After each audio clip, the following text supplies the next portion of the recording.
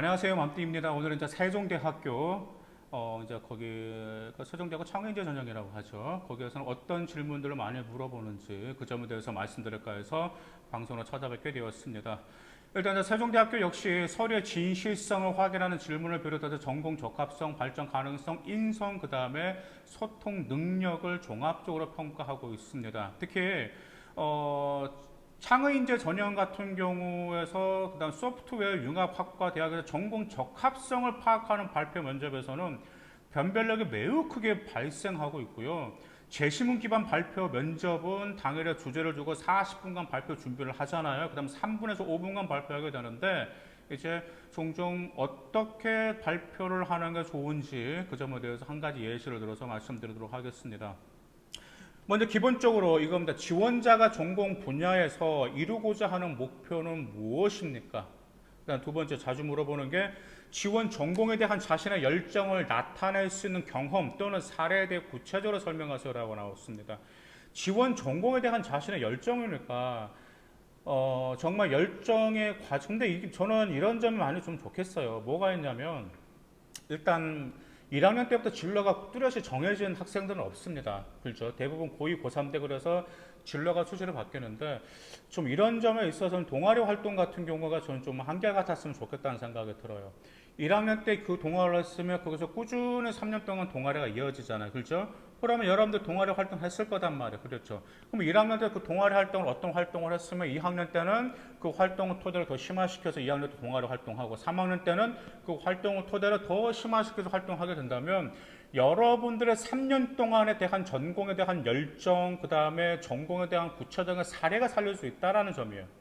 이해 가시죠? 그래서 좀 이 점을 제가 좀 이렇게 조언을 드리고 싶은 바. 왜냐하면 동아리가 이 활동했다, 저 활동했다, 저 활동. 물론 그건 상관없습니다. 상관없어요. 뭐 바뀔 수가 있으니까. 근데 기왕이면 그래도 좀 심화 동아리 활동도 역시 꾸준히 매년 심화시켜 나가는 과정으로 연결된다면 얼마나 메리트가 있고 얼마나 이쁜 학생일 것인지 그 점에 대해서 말씀드리고 싶었습니다. 그리고 어떤 중요한 목표를 이루기 위해 소중한 것을 희생해야 했던 경험이 있으면 구체적으로 이야기해 주십시오. 어떤 중요한 목표를 이루기 위해 희생했단 말이에요. 이건 소위 말하면 이제 경제적인 용어는 기회비용이라고 하죠. 뭔가 큰 이익을 위해서 작은 것을 희생한 거단 말이에요. 그러면 여러분들이 어떤 중요한 목표를 이루겠다면 그 목표가 왜 중요한데 말씀하셔야 되겠죠. 그 목표는 당연히 뭐가 연관시켜서 그 목표는 당연히 여러분의 진로라든지 여러분들 꿈을 이루기 위한 목표가 돼야 되겠죠. 그 다음에 소중한 것을 희생해야 했단 말이에요. 그러면 그것이 또 왜 소중했는지도 말씀하실 필요가 있어요. 그리고 나서 무엇을 말씀하셔야 되겠죠? 그래도 여러분들은 어떤 점으로 배운 점과 남는 점이 있었다라는 점, 그런 점도 남기실 필요가 있습니다. 그 다음에 이제 봉사활동 꾸준히 했다라면 거의 이제 봉사활동 한 군데 꾸준히 하잖아요. 그러면 이 봉사활동 꾸준히 한 특별한 계기가 있나요? 라고 그렇게 말씀을 하세요. 대부분 지금 코로나 때문에 못하지만 예전에 아이들 우리 여러분들은 요양원 아니면 뭐 복지관 뭐 그런 데서 많이 그 다문화 가정 그다음에 이제 봉사활동 많이 하셨잖아요.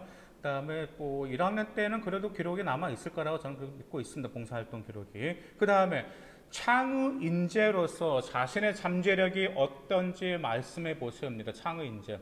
창의 인재 정형이니까 여러분들은 학교별로 창의 인재를 한다 선발한다고 하면은 그 인재 전형을 여러분들은 아실 필요가 있어요. 예를 들어서 서울여대 같은 경우도 학생부 종합전형 두 개잖아요. 발업 인재 전형과 플러스 인재 전형이 있잖아요. 그리고 서울여대 같은 경우는 플러스 인재 전형에 지원 학생 이걸 물어봐요.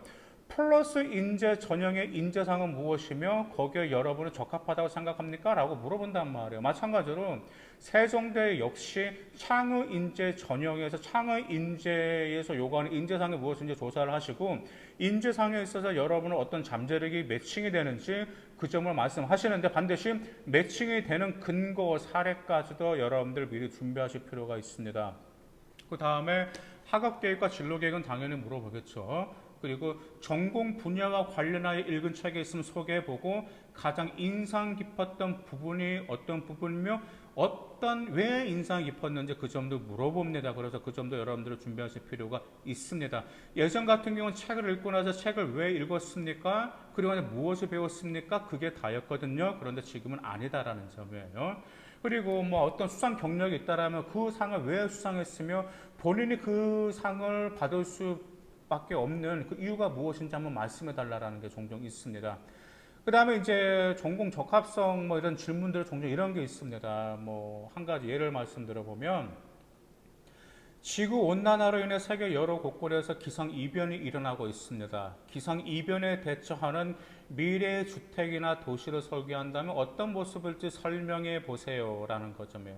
자, 여기 보시면 질문에 무엇을 물어보고 질문 잘 들으셔야 되겠죠. 첫 번째, 기상 이변이기 때문에 지구 온난화, 환경, 미래 환경 변화죠. 그다음 두 번째 뭐죠?